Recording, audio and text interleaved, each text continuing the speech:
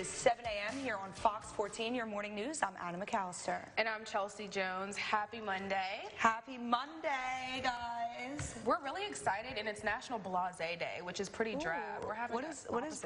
Blase, you know, like a drab. Look at that face. You kind of I'm sorry. I'm sorry y'all can't see it, but you know, it's just blah, like bleh, like that, just like that. And it's perfect for a Monday too, like bleh. Yeah, but we don't feel like that. We're really hyped. We're on Anna's energy today. We're feeling the vibe, man. It's holiday season. We're ready to roll. Turkey Day's around the corner. Yeah, Turkey Day, Chelsea's birthday. Yes, Friday. Sag season has begun. So if you're a Saggy, shout out to you. Shout out to you. So speaking of blase, is this weather going to be blase? But not blase, not at all. Not at least until tomorrow. We are going to see very nice warm temperatures for today, getting back up into the 70s. The only difference is we'll start to see a little bit of increase in our cloud cover because our winds are coming out of the south, which is bringing in that moisture in from the Gulf. And we're actually seeing a little bit of that cloud cover as we look off towards the east, but just take a look at those nice, beautiful colors associated with our sunrise. We're currently sitting at 44 degrees here in the Twin Cities with just a light wind out of the south. That is your forecast first. As the countdown to the 2020 election ticks closer, the Democrats add another candidate to an already crowded field. Over the weekend, former New York City Mayor Michael Bloomberg announced he's the latest White House hopeful. Fox correspondent Lauren Blanchard is in Washington with reaction. I'm Mike Bloomberg, and I approve this message.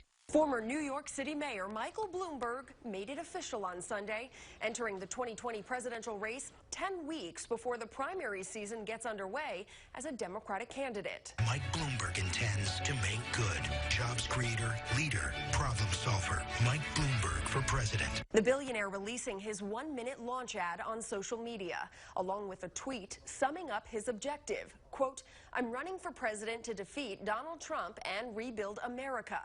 The news ending months of speculation over whether or not he'd enter the crowded race. And it didn't sit well with some of the candidates who have already spent months on the campaign trail.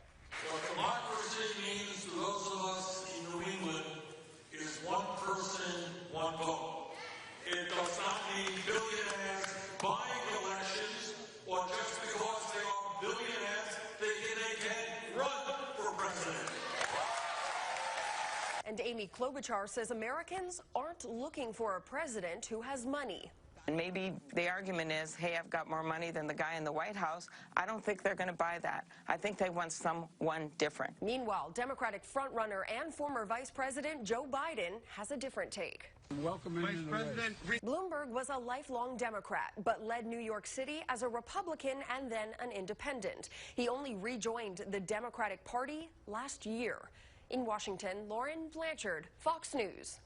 Flu season is hitting the Arklamis hard and early. According to the Centers for Disease Control and Prevention, Louisiana is among the top states reporting high activity levels of influenza-like illnesses. California and Maryland also reporting widespread levels of the virus. The CDC says flu season has seen its earliest start in 10 years, and for the first time in 27 years, a strain of the flu that's particularly tough on kids is also showing up early. There is significant flu activity in all but 12 states, and it's hitting the southeast and southwest the hardest. Arkansas and Oklahoma have reported having low-level activity, while Texas has a moderate level. And weather could stop the iconic balloons from appearing in the Macy's Thanksgiving Day Parade. Officials in New York say windy conditions are expected next week in the city, and they rule that the state of that wind with the balloons cannot fly in the sustained winds that exceed 23 miles per hour. Wind gusts over 34 miles per hour would also sideline the balloons right now. The forecast for sustained winds do not exceed the regulations, but the gusts do. Officials will have to monitor wind conditions and decide whether to allow the balloons to be flown. The regulations were put into place in 1997 when the Cat in the Hat balloon injured 4 people after being overtaken by strong winds. It's not funny. Just a picture of that. Big balloons there. There is some good news, though. This year's temperatures are expected to be in the mid-40s.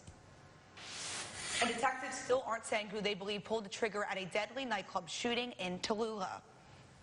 It happened at a dance hall known as Club Peg. According to authorities, a person went to a vehicle outside the club following an argument. That person then began shooting into a large crowd of people. The victim who was killed has not been named. 6 other people whose names are also being withheld were also injured. The shooting remains under investigation. A couple of burglars are caught, I'm sorry, caught on camera. I'm so sorry, this is not funny. And Washington Parish sheriffs hope you can ID them. A couple of burglars are caught on camera and, okay, we just said that, sorry guys. I'm sorry. The burglary happened at a business in the 1600 block of Jonesboro Road in West Monroe. The investigation indicates the 2 suspects broke into the business and stole a large amount of, oh my God, this is not funny, amount of assorted tools. Oh my God. The suspects believe it to be a male and female. They were caught on surveillance cameras. They were traveling in the black Mercedes you see in the photo. There it goes. Detectives say the Texas tags were switched. If you know who these 2 are, recognized, call the Washington Parish Sheriff's Office. Sorry, we have a case of the giggles this morning. And on the more serious news, the Lincoln Parish Sheriff's Department is asking the public to help them find a runaway teen. They're trying to find 15-year-old Brian Spears. Brian is originally from the New Orleans area and has been living in Lincoln Parish with his family members for about 1 to 2 months. His family has not seen or heard from him since Monday, November 11th at around noon. There are no friends or locations where where he may be. Nobody really knows where he is. He doesn't have any friends, or nobody really has any locations where he would be. But if you have seen this young man, call the Lincoln Parish Sheriff's Department.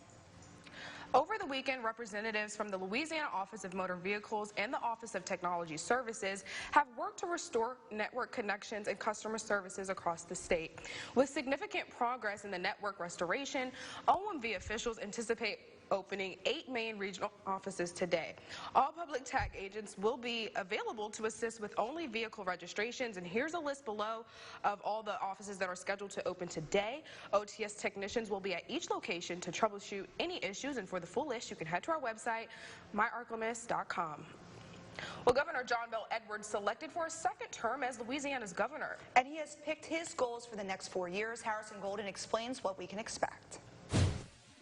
There would come a time when the campaign season would be over, and it would be time to get back to governing. That time is now.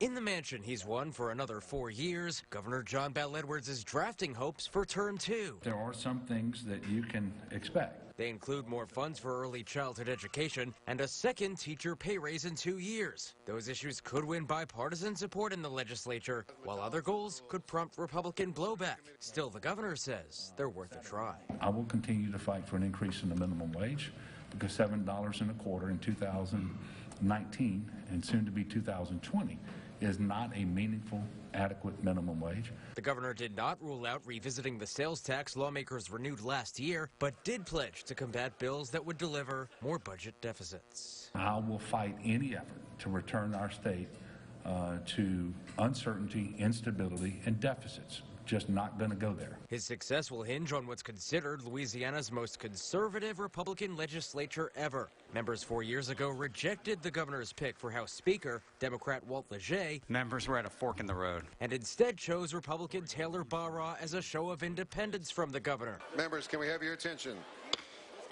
The House may pick a Republican speaker again. If they want independence, that's great, but obstructionism and independence are not the same thing. And so I'm just looking to have a speaker with whom I can work and leadership. He will spend the coming days meeting with state lawmakers from both parties. Meanwhile, after a tight race that saw President Trump stumping for the governor's opponent, a special call arrived over the weekend from the commander-in-chief. He would very much like for us to get back to the working relationship that we had previously, and I assured him that that was my intention. In fact, that's what I had told the people of Louisiana leading up to the election would happen as soon as the election was over. Harrison Golden, your local election headquarters. Governor Edwards will take his 2nd oath of office January 13th at noon. Well, coming up next on Fox 14, it's a holiday tradition started many years ago. And we're taking a trip down memory lane ahead of this holiday season to tell you what it is. But first, here's Lexi with a look at your commute cast.